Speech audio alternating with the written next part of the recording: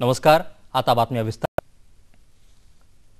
जगाला शांतीचा संदेश देणारे जैन पंथाचे 24वे तीर्थकार भगवान महावीर यांच्यावर विश्वविक्रमी रांगोळी नागपूरमध्ये साकारली आहे।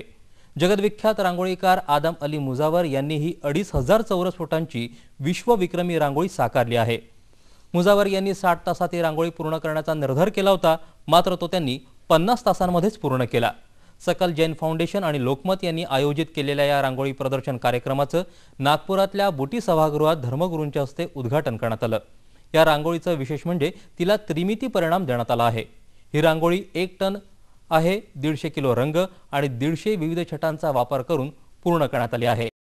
तेव्हा पुन्हा भेटूया उद्या सकाळी 9:15 वाजता सह्याद्री उपग्रह वाहिनीवर। नमस्कार।